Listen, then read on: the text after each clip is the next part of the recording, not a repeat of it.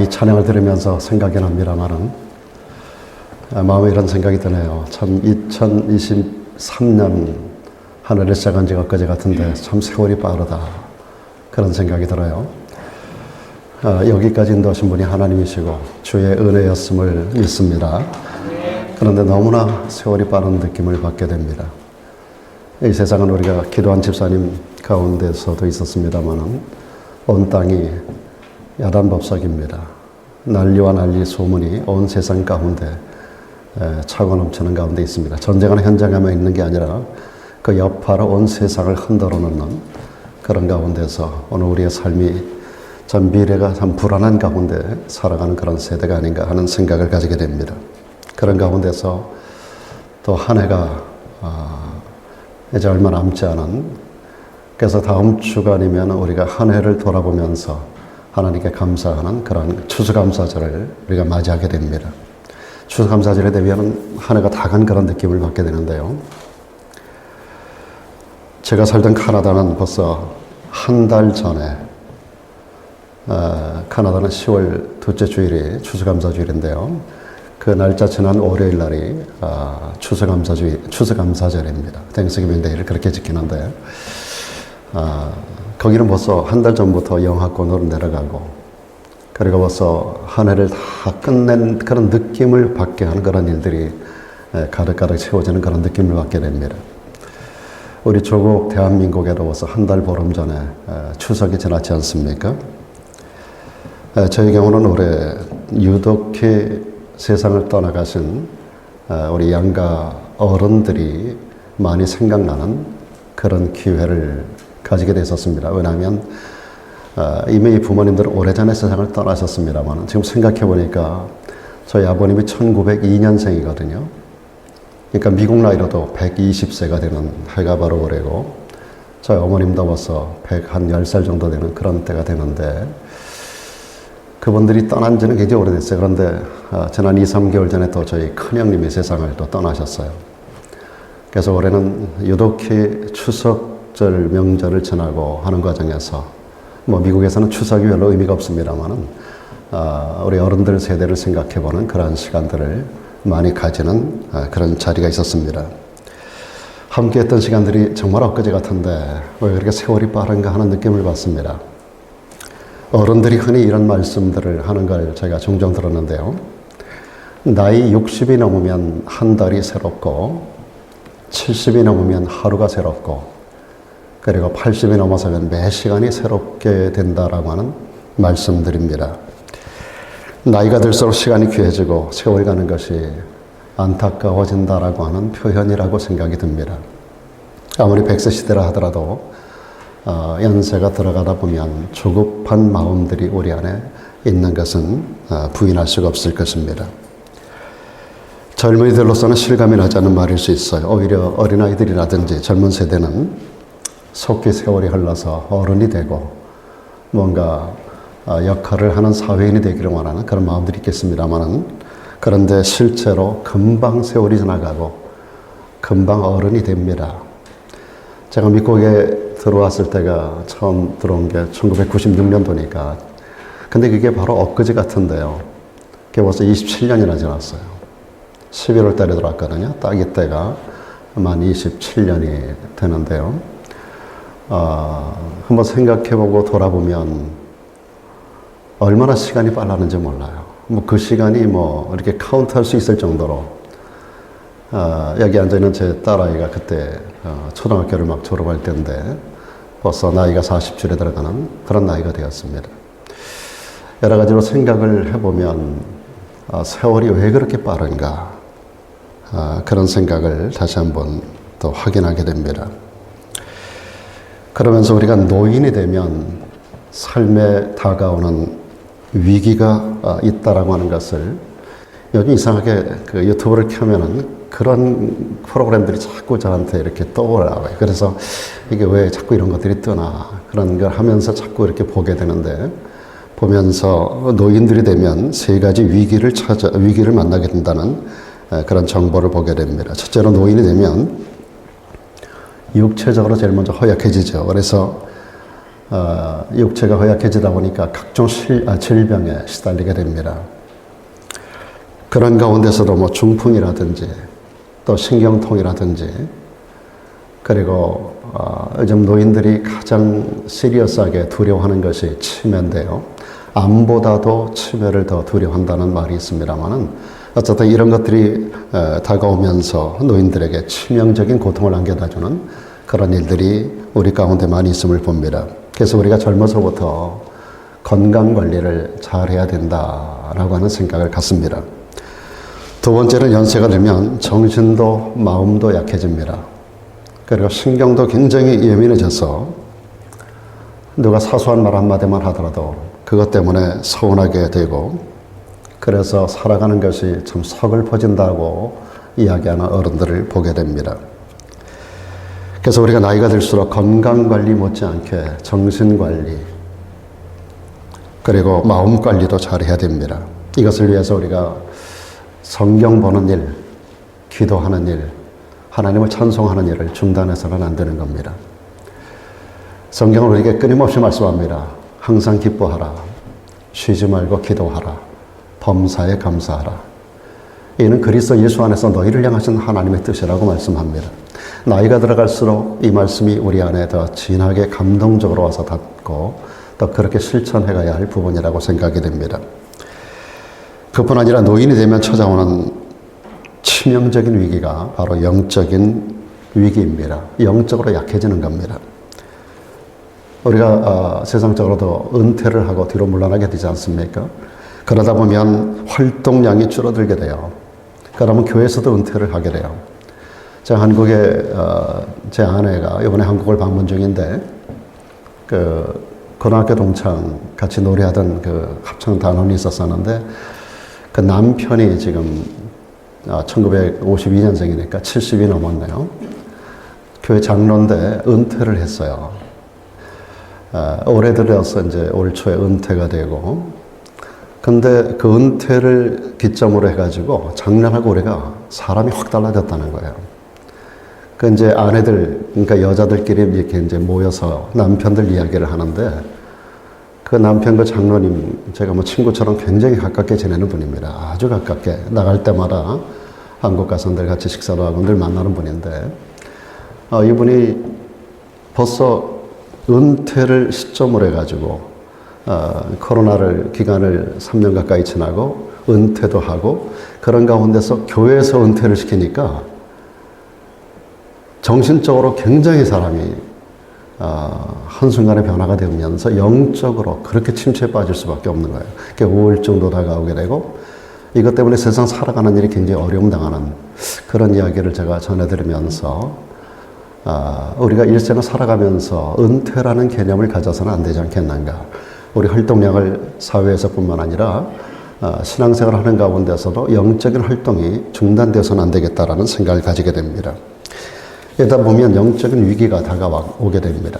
영적으로 나태하게 되기도 하고 위기를 만나게 되죠. 그러므로 비록 육신적으로 우리가 나이가 들고 연약해질 수 있지만 매일같이 우리가 성경 읽는 일, 우리 그 교회는 지금 사독제 성경을 전체를 함께 읽고 있습니다만은 저도 매일같이 어떤 날은 그거를 못 읽고 넘어갈 뻔한 그런 적도 있어요. 그럼 제가 한밤중에라도 일어나가지고 그 분량을 꼭 읽고 아무리 몸이 피곤하고 힘들어도 그날 분량은 제가 반드시 읽어요. 물론 다른 부분의 성경을 제가 많이 한 주간 동안에 보지만은 우리 교회에서 여러분과 제가 속도를 같이 하고 나가야 되기 때문에 오늘 아침만 하더라도 제가 오늘 분량 2장인데 3장을 읽었어요. 3장을 아침에 읽고 그리고 이제 아침에 나왔는데요.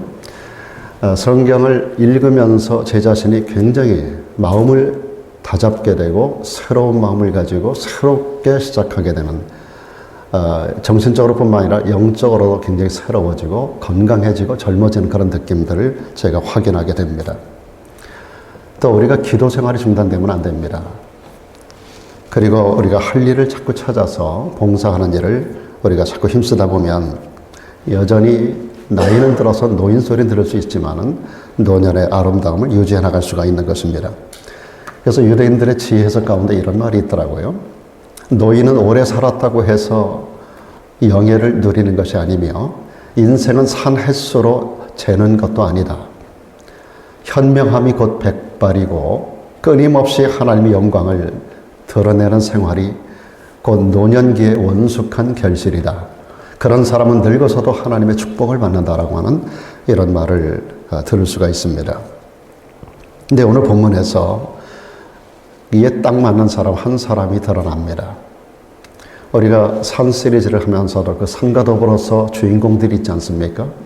오는 노년 세대에 정말로 하나님 앞에 큰 복을 받고 일생 동안에 이 복을 누렸던 사람, 대표적인 인물이 바로 아브라함이라고 하는 것을 발견하게 됩니다. 오늘 본문 가운데 보면 1절의 제일 앞부분에 이렇게 시작이 돼요. 아브라함이 나이 많아 늙었고, 오늘 본문을 여는 첫 번째 내용이 이겁니다. 아브라함이 나이가 많아 늙었다는 사실을 전제하고 있습니다. 이 말은 아브라함에게도 역시 다른 일반적인 노인들과 똑같은 위기가 다가왔다는 겁니다. 육체적인 위기, 정신적인 위기, 그 마음의 위기, 영적인 위기가 그에게로 다가왔다라고 하는 그런 표현입니다. 그런데 문제는 이 말씀은 여기서 중단되고 있지 않아요. 우리 모든 나이 들어가는 사람들이 반드시 이 말씀 뒤에 말씀을 꼭 기억을 해야 됩니다. 뭐라고 말씀이 이어지고 있습니까? 노년의 위기의 측면에서도 그는 여전히 여호와께서 그의 범사에 복을 주심으로 복을 받는 그런 사람으로 묘사가 되고 있다라는 사실입니다.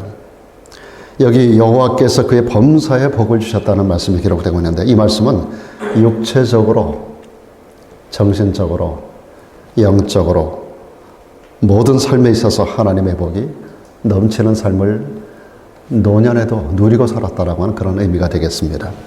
이 말씀에서 우리는 두 가지를 생각해 볼 수가 있겠습니다. 한편은 하나님의 편에서, 또 한편은 아브라함의 편에서 두 가지를 생각하게 하는 그러한 말씀입니다.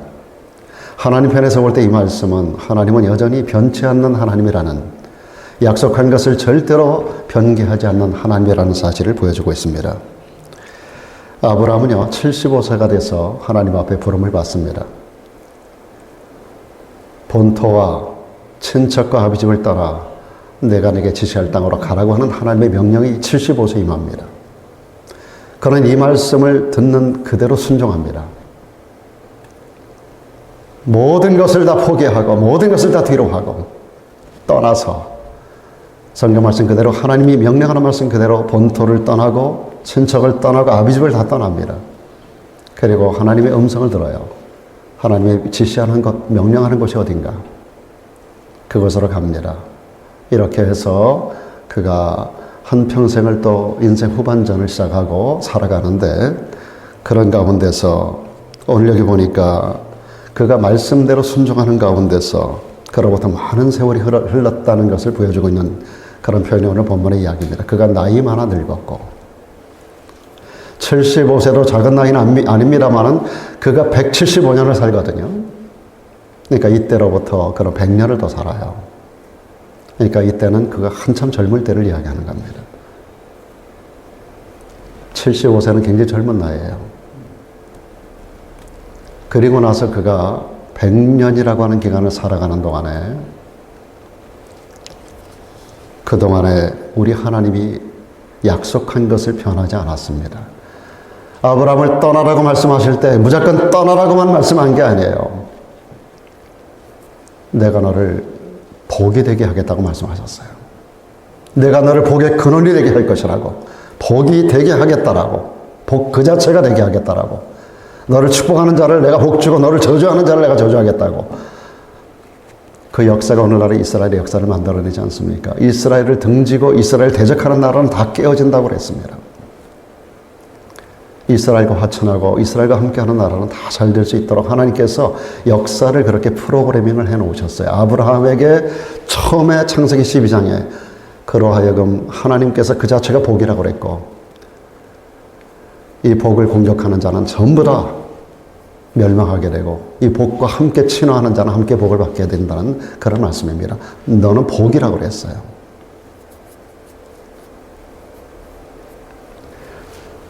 그리고 아브라함은 일생을 살아가며 나이가 많아 늙었어도 여호와께서 여전히 그의 범사에 복을 주셨습니다. 하나님 편에서 보면 하나님은 여전히 변함이 없는 하나님이심을 보여주고 있는 것입니다.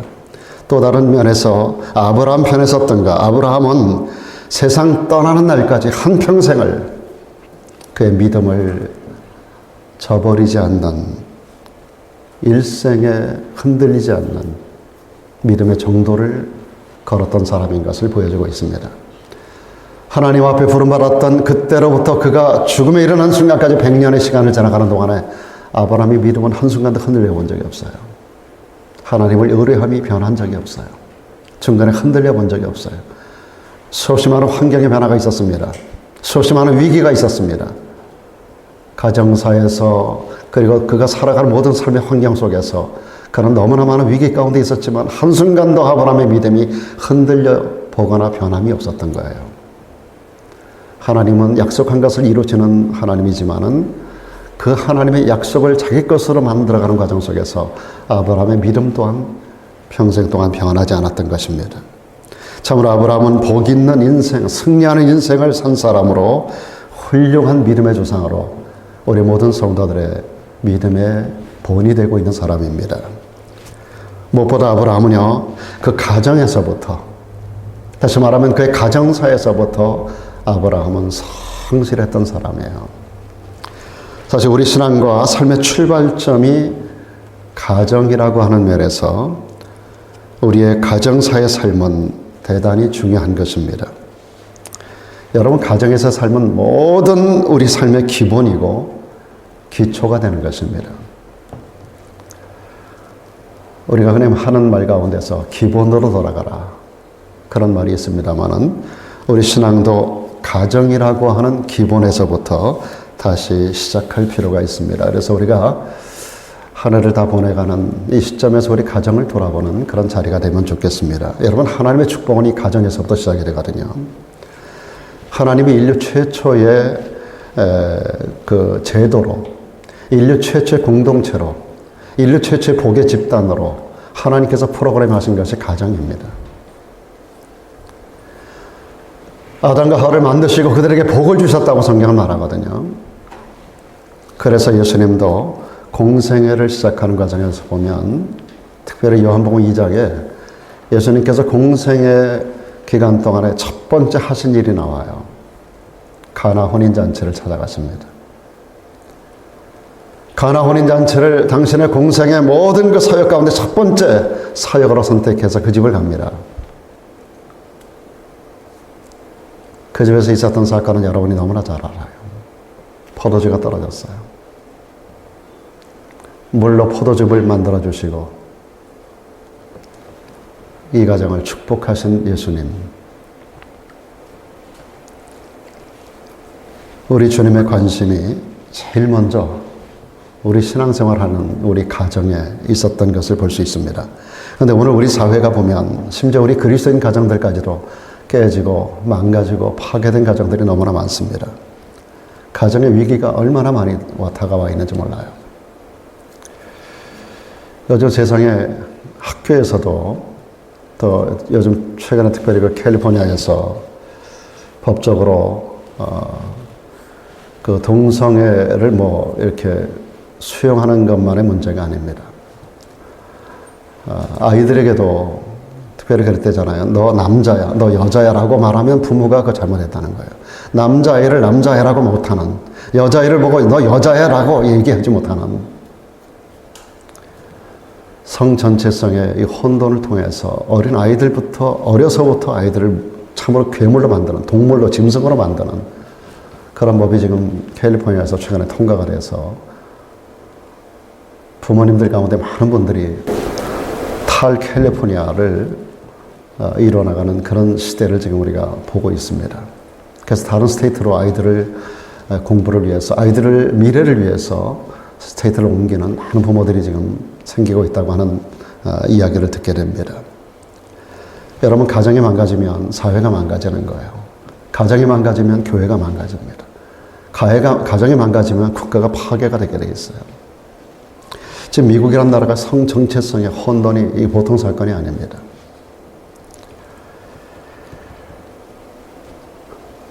오늘 우리는 기본으로 돌아가야 됩니다. 우리의 가정을 돌아보면서 우리의 가정들을 성경의 원리 위에서 믿음의 반석 위에 든든히 세우는 그런 가정을 만들어 가야 하는 것입니다. 우리가 가진 것이 있어야 다른 사람들에게 줄 것이 있는 거예요. 복음을 가진 사람이 다른 사람들에게 복음을 나눠줄 수 있습니다. 우리 안에 행복함이 있는 사람이 다른 사람에게 행복을 줄 수 있습니다.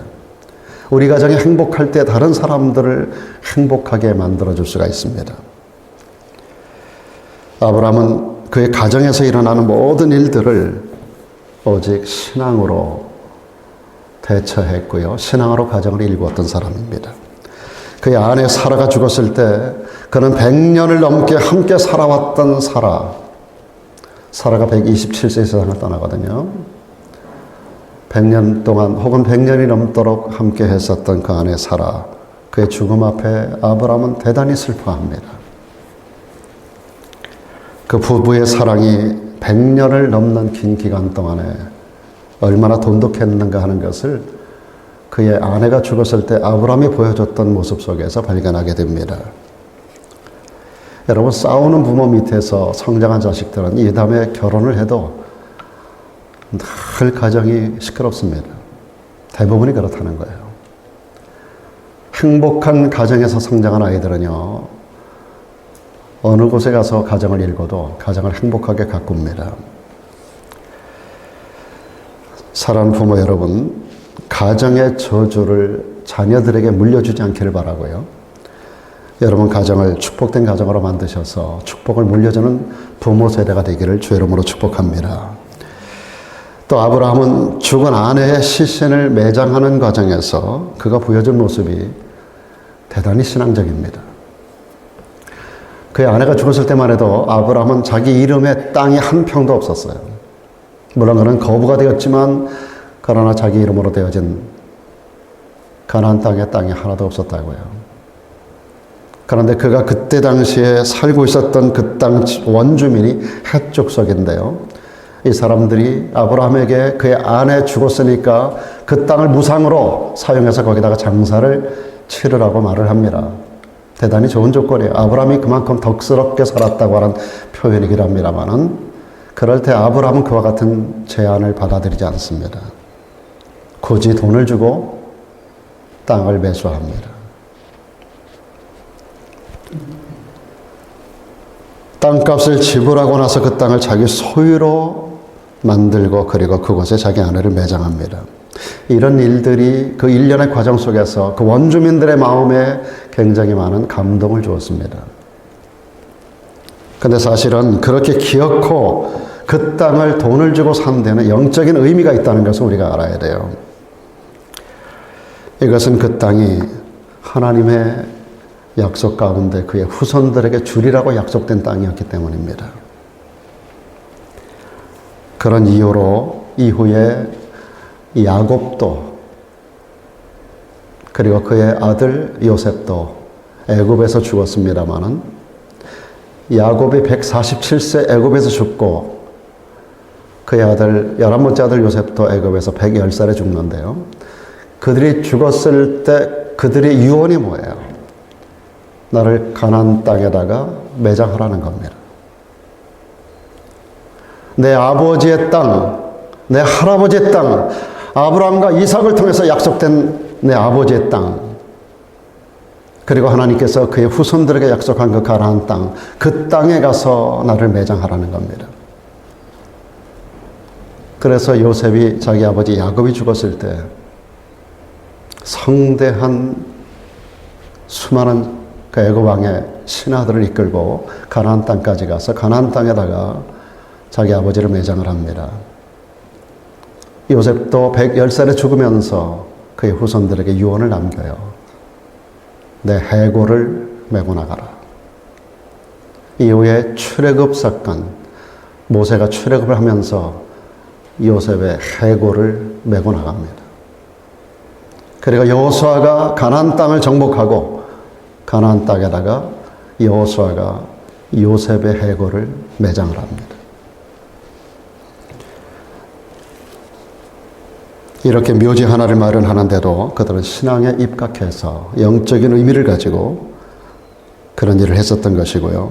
아브라함으로 하여금 이와 같은 모든 영적인 행위가 늙어서도 그리고 후손 대대로 하나님의 복을 받게 했었던 것입니다. 또 아브라함은요, 그 외아들이었었던 약속의 자녀 이삭을 결혼시키는 데 있어서도 대단히 신앙적인 모습으로 대처하는 걸 볼 수가 있습니다. 아브라함이 그 종에게, 지금 아브라함이 나이가 많아서 늙었기 때문에 제가 직접 갈 수는 없고, 그 종 엘리에셀에게 자기 고향에 가서 며느리를 데려오라고 하는 명령을 합니다. 오늘 본문 4절의 말씀입니다. 너는 내 고향, 내 족속에게로 가서 내 아들 이삭을 위하여 아들을 택하라고 명령을 합니다.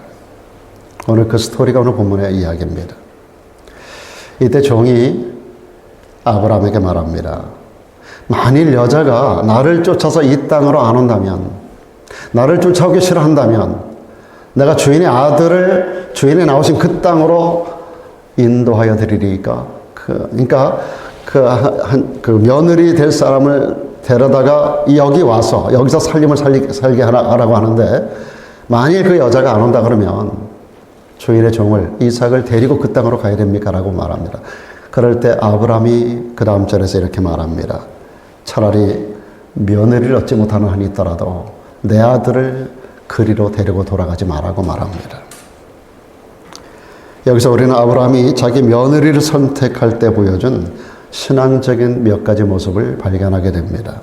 우선 자기 며느리를 하나님께서 예비해 주신다라고 하는 믿음이 그에게 있었어요. 여러분에게도 여러분의 며느리, 여러분의 또 사위, 여러분의 후손들 가운데 하나님께서 예비하심이 있을 것을 믿으시기를 바랍니다. 하나님께서 아브라함에게 예비하시는 축복을 이미 경험하게 하셨어요. 창세기 22장에 보면 아브라함이 어떻게 해요?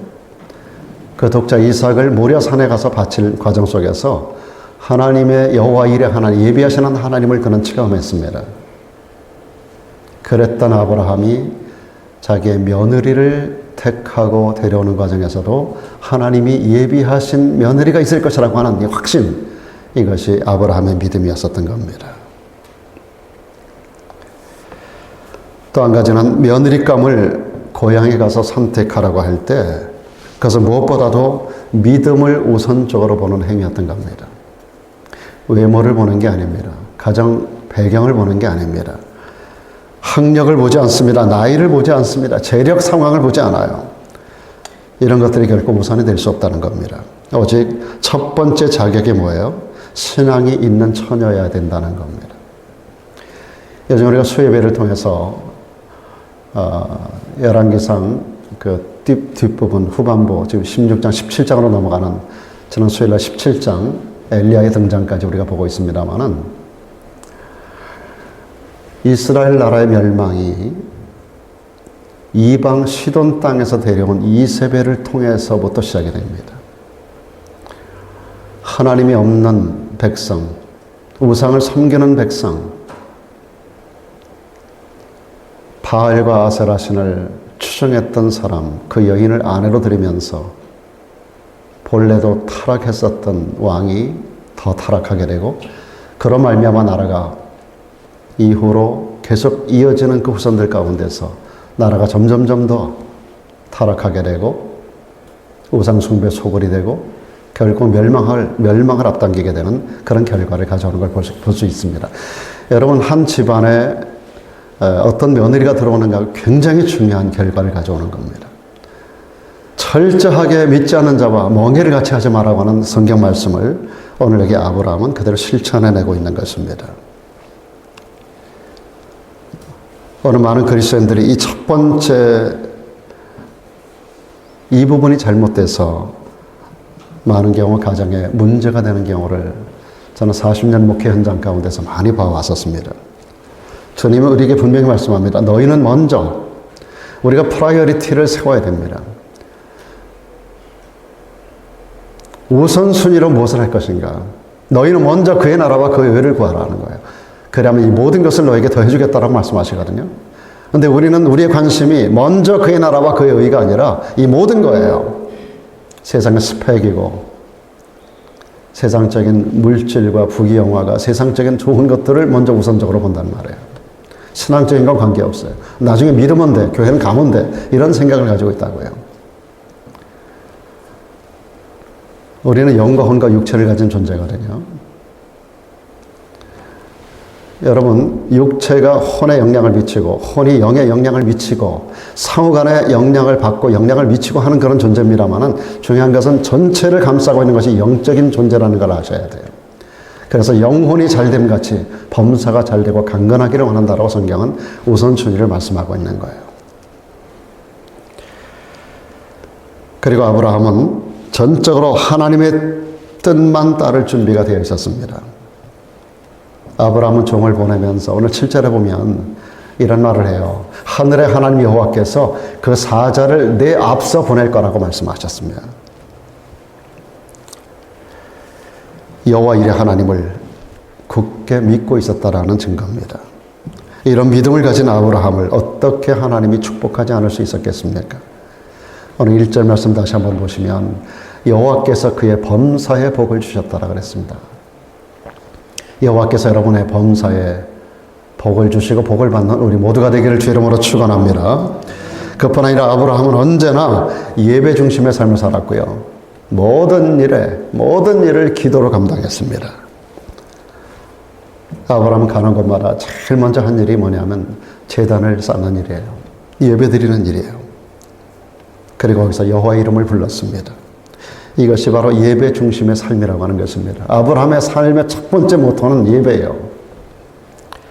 특별히 그가 소돔 고모라 성이 멸망할 때 멸망의 위기에 처한 그 성에서 함께 멸망당할 그의 조카 롯의 가정을 구원해내기 위해서 여호와 하나님과 처절하게 사투 어린 기도하는 장면을 볼 수 있는데 이 중재기도가 성경에 나타나는 많은 기도 가운데서 가장 아름다운 기도로 표현되고 있습니다.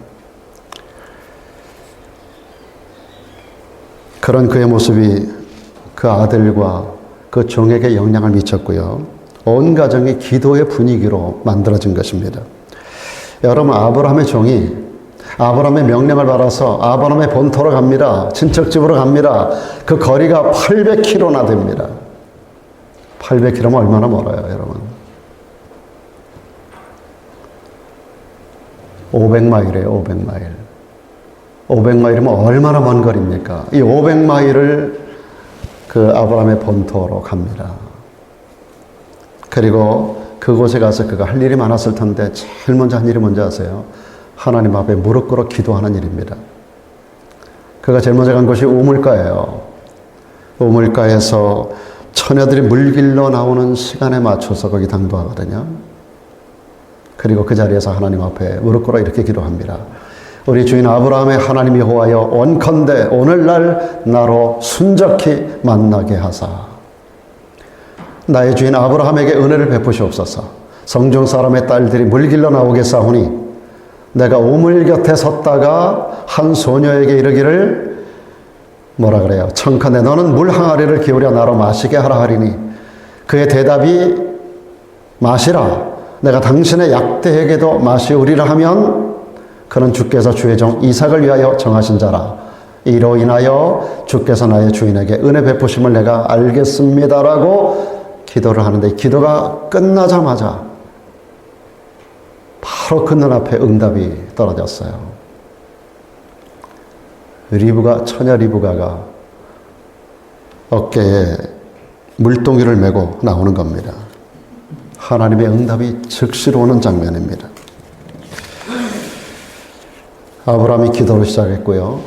그 종도 역시 기도로 일에 착수했고요. 그리고 그뿐이 아닙니다. 여러분 창세기 24장으로 넘어가면 24장에 그 63절로 넘어가면은요. 끝부분인데 이런 말씀이 있어요. 여기 이삭이 등장합니다. 장가가야 할 총각 이삭이 등장하는데 이삭이 어떻게 하고 있었는가? 저물 때 들에 나가 묵상하다가 이 묵상이 하나님 앞에 기도하는 깊은 기도입니다. 눈을 들어보면 약대들이 오더라. 자기 아내들 리브가를 태우고 오는 엘리에셀을 보고 있습니다. 어느 날 우연히 맞닥뜨린 게 아닙니다. 이삭은 그 집의 종이, 늙은 종이 자기 아버지의 본토로 갔을 때부터 시작해서 지금까지 800km니까 얼마나 먼 거리예요. 고속도로에 여러 가지 좋은 차를 타고 씩 달려갔다 오는 거리가 아니라 그것을 약대를 끌고 한두 마리가 아닙니다. 그 약대를 끌고 그 먼 거리를 갔다가 터치다운하고 바로 온다 하더라도 며칠 걸리겠어요. 그 많은 날 동안에 이삭은 단순히 기다린 게 아닙니다. 매일같이 들에 나가서 하나님 앞에 좋은 처자 얻기를 위해서 기도했다라고 하는 것입니다. 우리 부모님들만 며느리감을 위해서, 사위감을 위해서 기도하면 안 돼요. 본인들이 기도해야 돼요. 아브라함도 그랬고, 늙은 종도 그랬고, 이삭도 그랬고, 모두가 기도의 사람들이었고, 기도 응답의 사람들이었던 걸 알 수 있습니다. 주님은 이렇게 말씀하십니다. 기도 외에 다른 것으로는 이런 유가 나갈 수 없느니라라고 기도의 중요성을 우리들에게 말씀합니다. 기도하는 아브라함과 이 가정이 나중까지, 아니 대를 이어서 오늘날까지 그 후손들이 하나님의 복을 받고 있는 거 여러분 보시지 않습니까? 디아스포라로 전 세계에 험악한 꼴을 당하고 살아왔던 백성들이지만 그럼에도 불구하고 그들은 가는 것마다 형통함을 입었습니다. 오늘날의 전쟁도 저는 끝이 보입니다. 성경에 이미 예언된 부분이 다 있기 때문입니다. 어떤 분이 이렇게 말했습니다. 하나님의 뜻을 알기 위해서 기도가 필요합니다. 하나님의 뜻을 알았으면 이것을 사랑으로 받아들이기 위해서도 기도가 필요합니다. 받아들인 이 하나님의 뜻을 실천해내기 위해서도 기도가 필요합니다. 기도가 우리의 전 삶을 지배해야 됩니다. 그래서 성경은 우리들에게 쉬지 말고 기도하라고 말씀합니다. 기도로 모든 것을 버무려야 돼요. 기도로 모든 것을 감싸야 돼요. 기도로 시작하고 기도로 진행하고 기도로 마쳐야 돼요. 이렇듯 아브라함의 축복은 예배 생활과 기도 생활이 우리 가정들의 축복을 결정짓는 요소가 된다는 사실을 우리들에게 분명히 보여주고 있습니다. 마지막으로 간단히 하나 더 말씀드립니다. 하나님께서 아브라함에게 주신 복 가운데 아주 중요한 복, 그것은 바로 좋은 며느리를 주셨다는 겁니다. 아브라함의 기도, 이삭의 기도, 그리고 그 종의 기도를 들으신 하나님께서는 그들이 구한 것보다 더 좋은 것, 그들이 생각했던 것보다 더 좋은 것, 그것을 응답해 주셨는데 그것이 바로 리브가였었습니다. 아브라함의 종의 설명을 듣고 이 리브가의 아버지 이름이 거기 나오는데 부두엘, 그리고 그의 오빠가 라반인데요.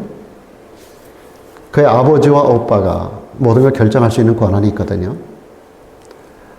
부두엘과 라반이 엘리에셀의 쭉 이차저차 여기까지 오게 된 그 이유를 쭉 설명하는 말을 듣고서 그들이 대답한 말을 보면 이 가정이 얼마나 신앙이 좋은 가정인가를 우리들에게 보여줍니다.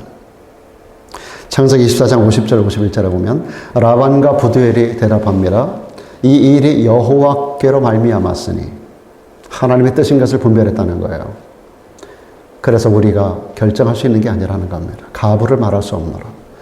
리브가가 그대 앞에 있으니 데리고 가서 여호와의 명대로 하나님의 말씀대로 그로 그대 주인의 아들의 아내가 되게 하라고 말씀합니다.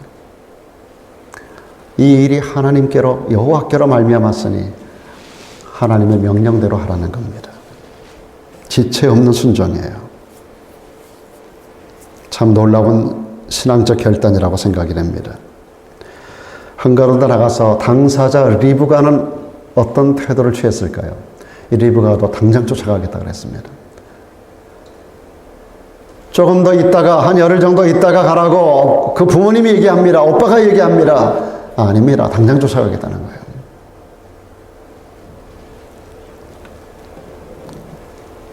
리브가는 신랑에 대한 정보를 하나도 아는 게 없습니다. 얼굴이 어떻게 생겼는지, 나이가 몇 살인지, 어떤 배경을 가지고 있는지, 그 집이 어떤 집안인지 하나도 알고 있는 게 없어요. 한 번도 본 적이 없는 남자예요. 그런데 그가 아는 것은 단 하나, 이 일이 하나님께로부터 말미암았다는 겁니다. 이 일이 하나님의 계획과 뜻 안에 있다는 것을 그는 분별했어요, 이 여인이. 묻지도 따지지도 않습니다. 하나님의 뜻이라면 순종하겠다는 거예요. 놀라운 믿음의 가정 아닙니까? 참으로 믿음의 조상 아브라함의 며느리감으로 손색이 없는 한 여인의 믿음이라고 생각이 됩니다. 우리 주님은 겟세마네 동산에서 마지막 기도하실 때 이런 기도하셨습니다. 아버지여, 내 뜻대로 마시고 나의 원대로 마시고 아버지의 원대로, 아버지의 뜻대로 되기를 원합니다.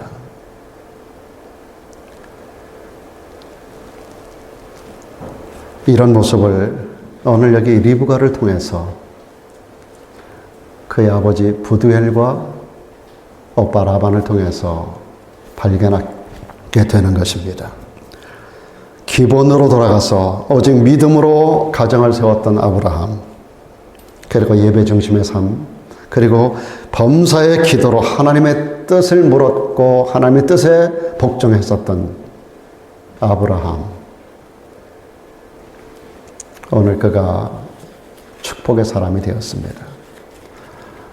오늘 한 해를 우리가 이제 거의 마감해가는 여 같은 때, 지난 1년을 우리가 돌아보며 하나님 앞에 감사해야 되는 시즌에 우리가 기본으로 들어가서 하나님의 축복의 원점, 축복하기로 시작했던 첫 번째 원점, 가정이라고 하는 것, 우리 가정을 돌아보는 시간이 되면 좋겠습니다.